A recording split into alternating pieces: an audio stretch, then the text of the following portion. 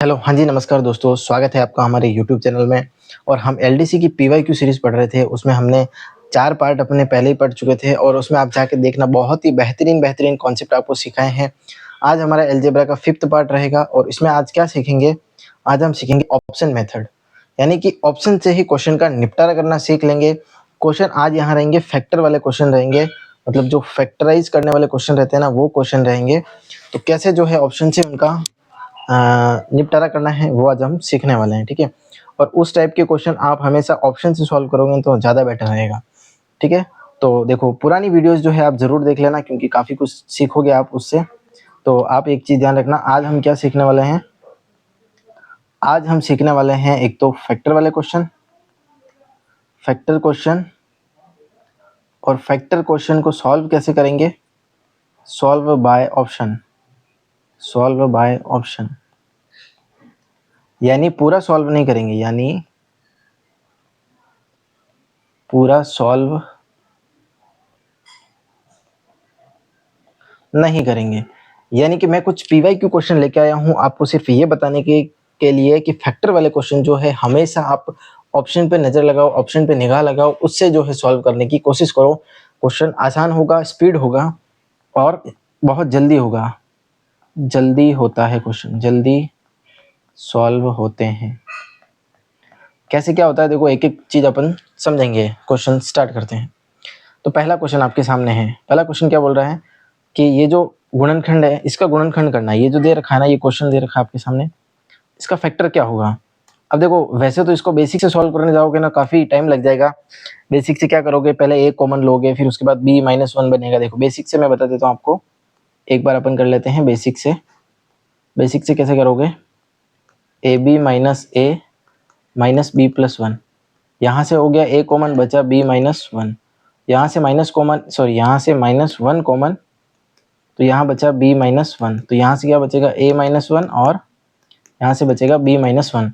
ये बेसिक है, ये बेसिक से सॉल्व करने का तरीका है। लेकिन मैं आपको क्या बता रहा हूँ, ऑप्शन से कैसे सॉल्व करना है। ये सारी कैलकुलेशन से बच जाओगे अगर ऑप्शन से सॉल्व करोगे ना, ये सब कुछ नहीं करना है आपको।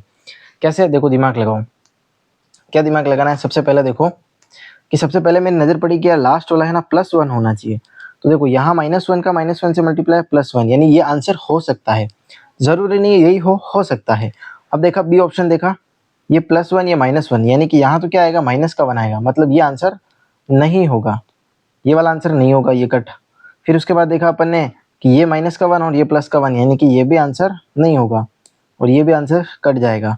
अब फिर बाकी क्या बात हुई कि प्लस का 1 और प्लस का 1, मतलब ये भी आंसर हो सकता है। तो हमारे सामने प्रॉब्लम क्या आ गई कि सर ऑप्शन नंबर ए और ऑप्शन नंबर डी, इन दोनों में से कोई एक आंसर है। तो हम और चेक कर लेते हैं। और कैसे चेक करेंगे? देखो, इससे पहले माइनस भी आना चाहिए। इन दोनों को मल्टीप्लाई करने पे माइनस भी आ रहा है, इन दोनों को मल्टीप्लाई करने पे प्लस भी आ रहा है, यानी हमें तो माइनस भी चाहिए ना, यानी ये भी ऑप्शन नहीं होगा। तो इसका मतलब इसका राइट आंसर क्या हो जाएगा? इसका राइट आंसर हो जाएगा ऑप्शन नंबर ए, जो है इसका राइट आंसर हो जाएगा। इस तरीके से आपको ऑप्शन से जो है ये फैक्टर वाले सारे क्वेश्चन ऑप्शन से सॉल्व करने हैं। एग्जाम में कम टाइम में बहुत ज़्यादा क्वेश्चन सॉल्व कर पाओगे और दिमाग भी नहीं थकेगा। चलते हैं सेकंड क्वेश्चन की तरफ। क्वेश्चन नंबर मत देखना आप, सिर्फ क्वेश्चन देखना। अब देखो, यहाँ मेरी नज़र पड़ी ना, अब सबसे पहले ऑप्शन पे नज़र लगाओ। ऑप्शन पे ने मैंने देखा कि डी वाला ऑप्शन तो मैंने देखते ही काट दिया। मैंने देखते इसलिए काट दिया क्योंकि यहाँ पे फ्रैक्शन वाली बटाबटी वाली कोई संख्या नहीं है, यानी कि a+1/a बनना चाहिए बीच में, है ना, बीच में ये बन रहा है और यहाँ तो कहीं बन ही नहीं रहा है, तो मैंने ये भी काट दिया। फिर मैंने ऑप्शन सी भी काट दिया। अब यहाँ इन दोनों में ही कोई बात बनने वाली है कि ऑप्शन ए और बी में से ही बात बनेगी।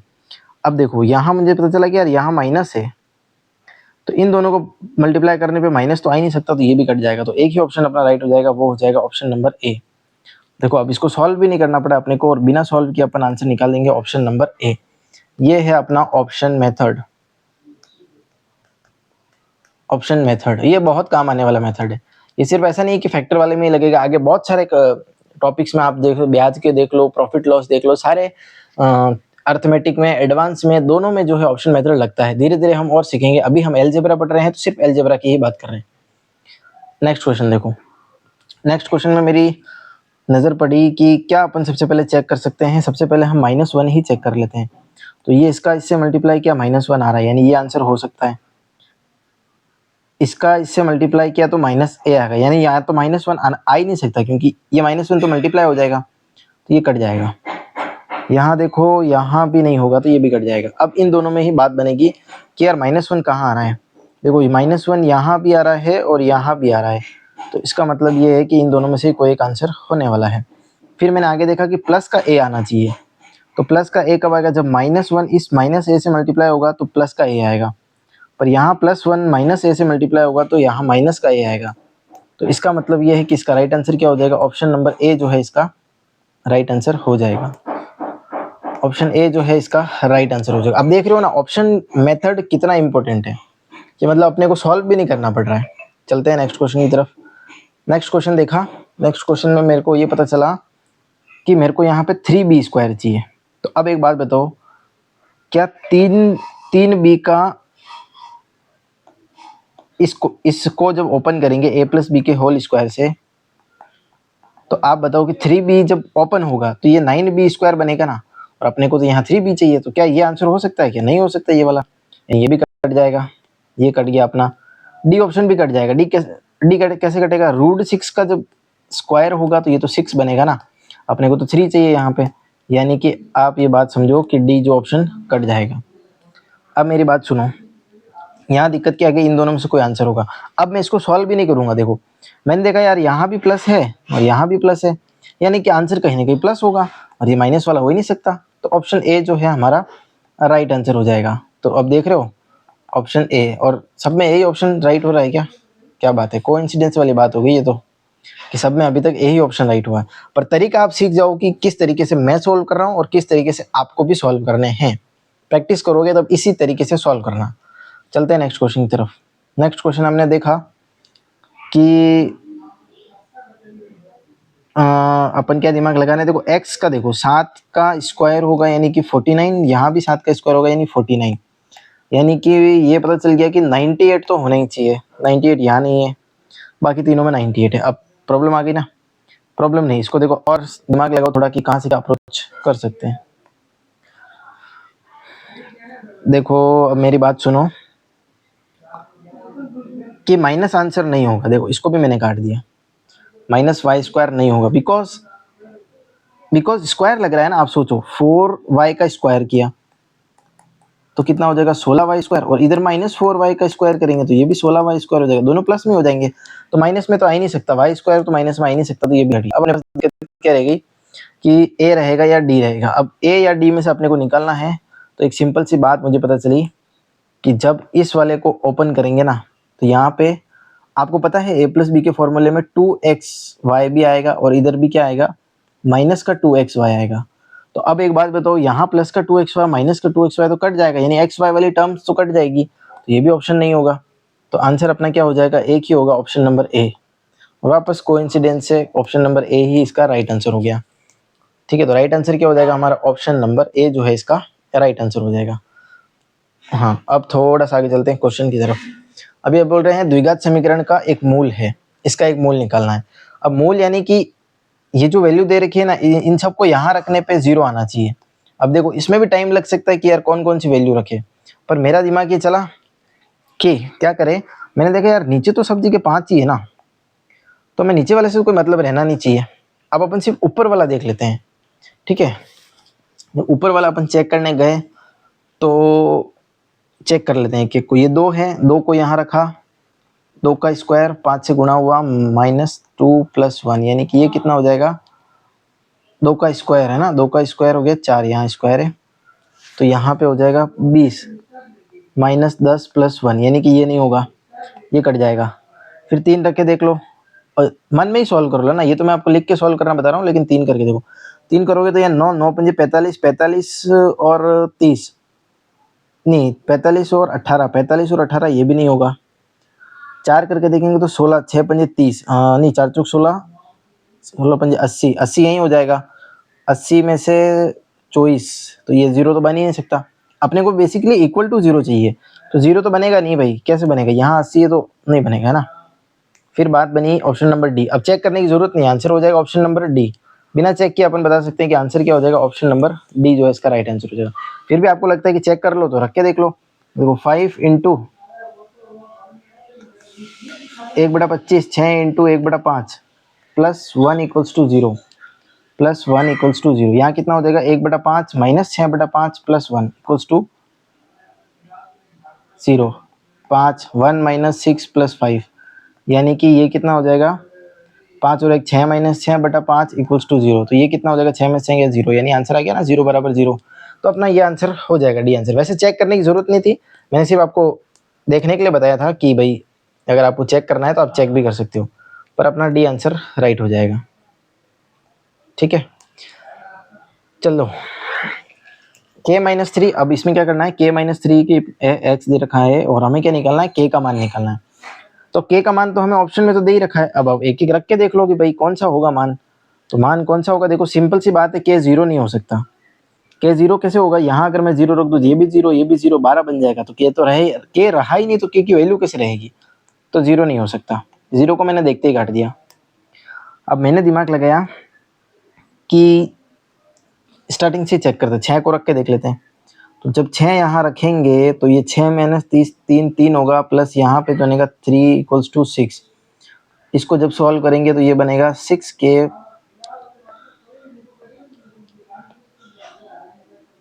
6x plus 6y equals to 12। यहाँ से अगर 6 कॉमन आया तो आप ये देखो कि x plus Y equals to 12, यानी कि x प्लस वाई की वैल्यू कितनी हो गई, 2 हो गई। क्या यहाँ से 2 आ रही है क्या, 3 कॉमन आया x प्लस वाई, तो 3 के बराबर 2, यानी कि ये अपना इक्वल आ गया, यानी बराबर आ गया ना। तो इसका मतलब अपना राइट आंसर क्या हो जाएगा, ऑप्शन नंबर ए जो है राइट आंसर हो जाएगा। ठीक है, तो इस तरीके से आपको सॉल्व करना है। चलो नेक्स्ट क्वेश्चन की तरफ चलते हैं। इसके गुणनखंड निकालने हैं। देखो सारे फैक्टर वाले क्वेश्चन है, एक भी ऐसा नहीं है कि फैक्टर वाला क्वेश्चन नहीं हो, और सारे PYQ हैं, ये ध्यान रखना, PYQ है सारे, SSC के PYQ है सारे, कोई राजस्थान का है, कोई अदर एग्जाम का है, लेकिन सारे PYQ है। LDC के भी है कुछ, इसमें ध्यान रखना है। ठीक है, जैसे ये वाला क्वेश्चन आप LDC का है, LDC का PYQ है, ये LDC का PYQ है, ये एक LDC का PYQ है। ठीक है, SSC की भी है, LDC की भी है, सब है, लेकिन बस आप तरीका सीखो कि कैसे फैक्टर मेथड से सॉल्व करना है। अब मैंने देखा कि यार माइनस का एक्स स्क्वायर, माइनस का एक्स स्क्वायर कहाँ बन रहा है, देखो ये प्लस का, ये माइनस का एक्स स्क्वायर, ये बन सकता है। ये माइनस एक्स प्लस का एक्स स्क्वायर हो जाएगा, यानी ये कट जाएगा। माइनस का एक्स प्लस का एक्स स्क्वायर, ये भी कट जाएगा। माइनस का एक्स यानी कि प्लस का एक्स, ये भी कट जाएगा। तो हमें तो सॉल्व नहीं करना है, देख रहे हो कितना आसान हो गया। देखो बी ऑप्शन जो है राइट आंसर हो गया, बिना सॉल्व किए इसका आंसर हो जाएगा। बस माइनस एक्स स्क्वायर देख लो कहाँ बन रहा है, एक ही ऑप्शन में बन रहा था, बी ऑप्शन में, बस आंसर हो गया अपना। चलो नेक्स्ट, पी क्यूब प्लस 27। अच्छा पी क्यूब बनना चाहिए, पी क्यूब तो अब देखोगे सब जगह बन रहा है, प्लस का 27 बनना चाहिए। अब प्लस का 27 कहाँ बन रहा है, इसका इससे क्या तो माइनस का 27 बन रहा है, ये नहीं होगा। इसका इससे क्या प्लस का 27 बन रहा है, हो सकता है।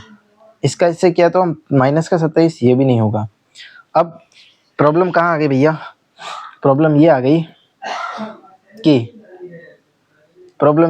कि भैया आप ये देखो कि पी क्यूब और 27 है, यानी कि इसको थोड़ा सा अगर अपन ब्रेक करके लिखना चाहे तो पी क्यूब प्लस 3 का क्यूब है ये, है ना। इसका मतलब आप ये देखो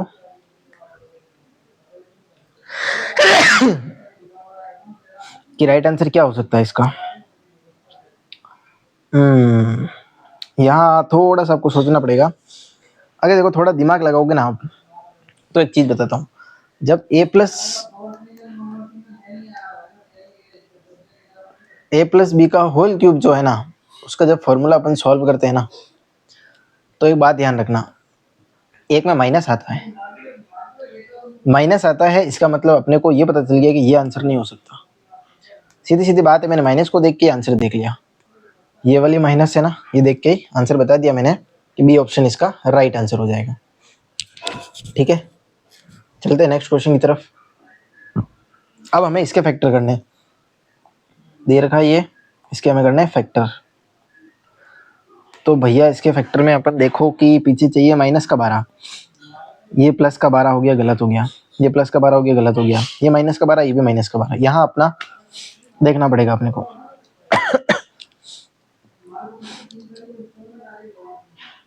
अब मेरी बात सुनो, यहाँ क्या बनना चाहिए, माइनस का 5x बनना चाहिए, यानी कि x वाली टर्म जो है माइनस का 5x होना चाहिए। तो ये कितना हो जाएगा, माइनस का 4 और माइनस का 2 कितना हो जाएगा, माइनस का 8x। फिर इधर से अपन और क्या मल्टीप्लाई कर सकते हैं, माइनस का 4 जो है जब इससे मल्टीप्लाई होगा तो ये माइनस का 8x हो जाएगा। ठीक है, ये बात अपने को समझ में आ गई।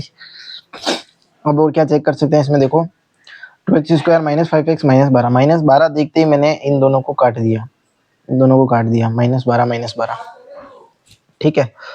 अब अपना क्या प्रॉब्लम रही, प्रॉब्लम ये रही कि इसमें अपन एक दिमाग लगा सकते हैं ना।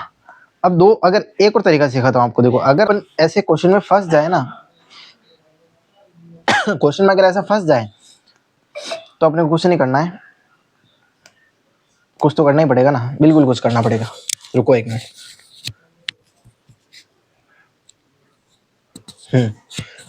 तो आपको यहाँ क्या करना पड़ेगा, दिमाग लगाओ। देखो मैंने दिमाग ये लगाया कि यार x का जो वैल्यू है ना,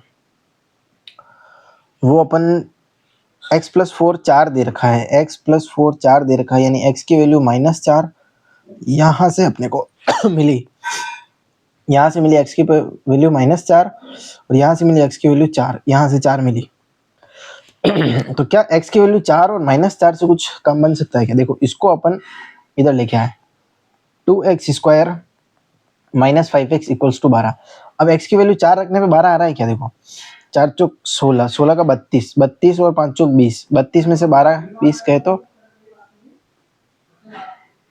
12 यहाँ बन रहा है। क्या -4 का भी देख लो, -4 का भी बनेगा भैया, बन सकता है। देखो -4 का कैसे बनेगा, -4 का स्क्वायर -4 -4 -12, ये कितना होगा 32 प्लस का 20 इक्वल्स टू 12, नहीं आएगा, यानी कि ये आंसर नहीं हो सकता, यानी कि x की पावर -4 वाला नहीं हो सकता और -4 अपना इसमें आ रहा है, तो ऑप्शन नंबर सी जो है अपना राइट आंसर हो जाएगा। ये एक और तरीका है जो मैंने अभी सोचा है कि यार अपन इसको इस तरीके से भी तो कर सकते हैं। इसके फैक्टर 2 दे रखे हैं ये, तो मैंने एक फैक्टर चेक कर लिया कि यार ये इसका फैक्टर है कि नहीं है, पता चला ये वाला नहीं है, तो इसका मतलब आंसर भी नहीं होगा। ये एक और तरीका जो है आप लगा सकते हो। अगर आप 2 ऑप्शन एलिमिनेट कर दिए, उसके बाद 2 में कंफ्यूजन हो रहा है तो फैक्टर से चेक कर लो। ठीक है, अब नेक्स्ट क्वेश्चन चलते हैं। mx प्लस n निम्न में से किसका एक गुणनखंड है? तो अब यहाँ आप ये मत कर देना कि x की वैल्यू रखने चले जाओगे, x की वैल्यू रखोगे तो प्रॉब्लम हो जाएगी। कैसे, मेरी बात सुनो। देखो यहाँ बीच में अपने को जब भी इसका अपन ये करेंगे, स्क्वायर करेंगे mx प्लस n का होल स्क्वायर, तो आपको पता है कि 2xy वाली टर्म भी आती है। 2xy में 2x कितना है, 2mnx n, ये आना चाहिए। यहाँ पे भी नहीं है, यहाँ पे भी नहीं है, एक ही ऑप्शन में है, और एक ही ऑप्शन है, वो ऑप्शन क्या है, ऑप्शन नंबर डी, ये इसका राइट आंसर हो जाएगा। समझ रहे हो, मैंने सिर्फ इस टर्म को पकड़ा, किस टर्म को, क्या जो मिडिल टर्म है ना 2xy वाली टर्म को मैंने पकड़ा, तो मुझे पता चला कि यार 2mnx होना चाहिए, ये होना चाहिए, और ये सिर्फ एक ही ऑप्शन में है, बाकी सारे कैंसिल हो जाएंगे। चलो नेक्स्ट क्वेश्चन की तरफ। x की पावर 4 प्लस 64 का गुणनखंड क्या है? अब देखो मेरी बात सुनो, x की पावर 4 प्लस 64 का गुणनखंड क्या है? इसको एक काम करो, आप ट्राई करो होमवर्क में, HW में ट्राई करो ऑप्शन एलिमिनेशन मेथड से आप कैसे कर सकते हो। बस सिंपल एक चीज बता देता हूँ, x की पावर 4 और ये हो जाएगा 2 की पावर 4, नहीं x की पावर 4 हो जाएगा। चलो आप ट्राई करना एक बार, इसको कैसे कर सकते हो आप, मुझे कमेंट सेक्शन में जरूर बताना इसका। बाकी अगर मैं इसमें दिमाग लगाऊं ना, तो मैं ये दिमाग लगा सकता हूँ कि ए ऑप्शन नहीं होगा। बाकी आप ट्राई करना, देखते हैं कौन करता है इसको। निम्न व्यंजक का गुणनखंड निकालना है, ये भी आप ट्राई करो होमवर्क में। देखो इसमें आसानी से हो जाएगा, इसमें आसानी से कैसे हो जाएगा, मुझे ये चाहिए, एक तो देखो माइनस होना चाहिए, यानी कि प्लस वाला नहीं हो सकता, और ये तो हो ही नहीं सकता क्योंकि ये तो यहाँ पावर 4 बन रही है, देखो ये भी नहीं होगा। x माइनस वाई का होल स्क्वायर करने पे क्या फ्रैक्शन में थोड़ी आएगा क्या, नहीं फ्रैक्शन में नहीं आएगा, इसका मतलब ये भी आंसर नहीं होगा। तो एक ही तो ऑप्शन बचा, ऑप्शन नंबर बी। चलो होमवर्क क्या है, ये तो यहीं कर लिया अपन ने। ऑप्शन नंबर बी जो है इसका राइट आंसर हो जाएगा। B is the right answer.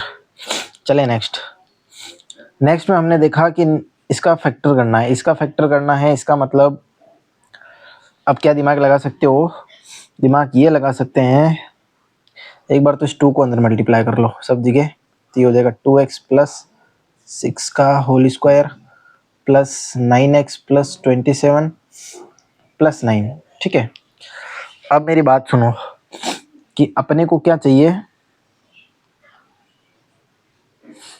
Constant term जो है ना वो देखनी पड़ेगी अपने को, कांस्टेंट टर्म्स देखनी पड़ेगी इसमें। कांस्टेंट टर्म कितनी आएगी इसमें, देखो यहाँ हो जाएगा 36 प्लस यहाँ हो जाएगा 27 प्लस यहाँ हो जाएगा 9, तो अपने को टोटल कितना चाहिए, तो ये हो जाएगा 37 और 52 और एक 53 में से गया तो 54, यानी कि इसको अगर आप जोड़ोगे तो कितना बनेगा, ये देखो ये बन गया 9 और 7 कितना हो गया 15 और कितना हो गया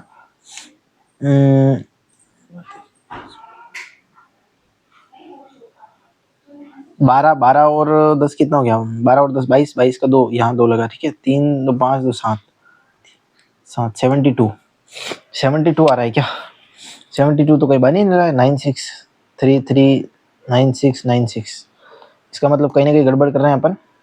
एक बार इसको थोड़ा सा देखते हैं वापस,